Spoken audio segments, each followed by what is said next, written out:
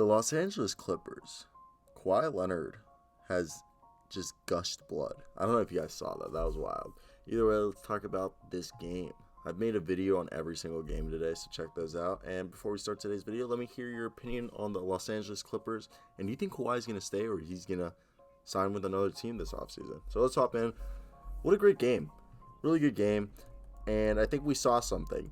The Los Angeles Clippers can shoot the basketball like it's nobody's business.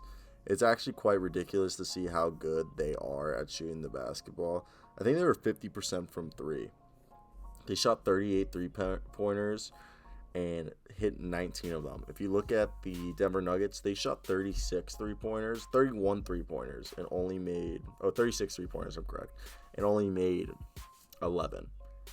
That's just insane efficiency for the Los Angeles Clippers. Like Reggie Jackson, Lou Williams, and Luke Kennard each came off the bench and gave at least one three-pointer, and so did Patrick Patterson, which is awesome.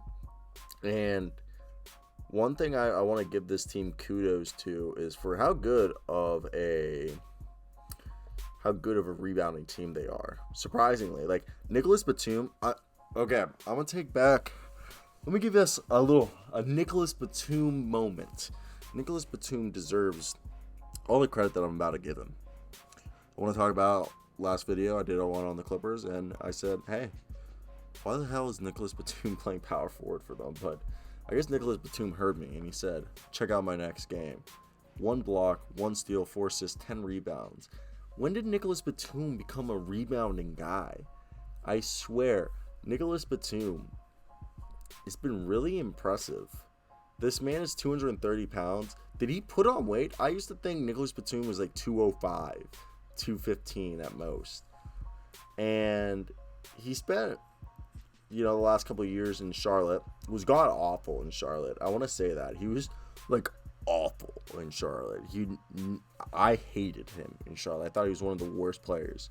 And I know he shot 38% for 1 year, but he never was a rebounding guy. The most rebounds he ever had in a season was 7.5 back in Portland 7 years ago. And Nicholas Batum is looking a lot like the Swiss Army knife for this team. The man who does it all, who can hit a three-pointer, who can dish out like 4 to 5 assists a game, a guy who can be there for the team, and it's just really, really awesome to see that. 4 assists, 10 rebounds. 4 of those are offensive rebounds, and it's just, when people play basketball like that, it's just fun to watch, and it's really something else.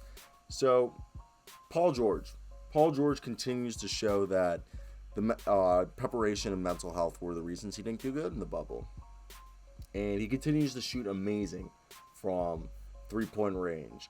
Obviously, if you put his 2 games together, he's averaging 33 points per game and shooting this season 62% from 3. So you can say, yeah, it's only 2 games, but I think Paul George is really going to have a bounce-back year and put everyone on notice, like, stop talking trash on Paul George. Paul George is legit. He's no jit, and, great guy. Serge Ibaka got elbows of a god. Like, he just knocked out Kawhi. I felt so bad for Kawhi. He just got knocked. That looked painful also. I don't even want to, say, he's soft. No, that was painful looking. That did not look enjoyable for anyone. Like, I would not have wanted to be Kawhi on the receiving end of that. I've never seen so much blood spilt in a basketball game, so that was definitely interesting to see how much blood was just being poured on the ground. I remember looking over, I was on the phone with my girlfriend, who is actually from Denver, so she actually was really interested in me telling her the game. I was giving her a live play-by-play, and I was like, there's so much blood. I literally sent her the link. She's like, wow, that is a lot of blood. Pat Beverly continues to be probably one of the best defensive point guards in the league, but Reggie Jackson and Lou Williams have done a really good job of spelling him, and Reggie Jackson continues to impress me. I just remember Reggie Jackson was supposed to be people thought when he was on the Pistons, people really thought he was going to be something great, the next. People thought he was going to stay in Detroit for a while, and that did not happen. We can agree on that one. He did not stay in Detroit as long as people thought he would. And Zubac really was quiet. He had a quiet game. He had a block, no rebounds, and 12 points, though. Kawhi came from Zubac. I love Zubac. And I just like what they're doing with Serge Ibaka. Serge Ibaka is more of this offensive guy. It's kind of funny. He came into this league as a defensive guy with not much of an offensive game. Now he's leaving the league as an offensive guy with certain defensive skills. It's just kind of funny how the league does full circle sometimes. And I guess that's just how life is in general. Anyone can agree with you on that one. Anyone could attest to that. But it's just always interesting to see how things go down. But yeah, this is an interesting team. They're definitely probably going to be the second seed. I still think the Lakers are going to take the first seed. Nothing has changed my mind on that one. I think it's like very apparent. There's just a different level of play between the two of them. And that's just my 50 cents on that. I don't think the Lakers will. I think the Clippers won't be able to beat the Lakers, is what I meant. I just couldn't speak English right there. English is hard. But the thing is that Kawhi's being mute about his extension is because I think he's realizing that he won't be able to win a championship probably with the Clippers. And maybe he goes back to San Antonio. I'm just kidding. But maybe he goes somewhere else, somewhere where he feels like it's better suited for him. Maybe he goes back to Toronto. It was insane that he won in Toronto. No one expected that. No one thought he was going to win it. And that 1 year rental worked out really well for them. So, hey, kudos. When you bet big and win, isn't that the best? I think that's the best. When you bet, it's like when you do a big old parlay in sports betting and you win that bet and then you're like, hell yeah, I knew I was going to do that because I'm great. It's kind of how it is, I guess you could say.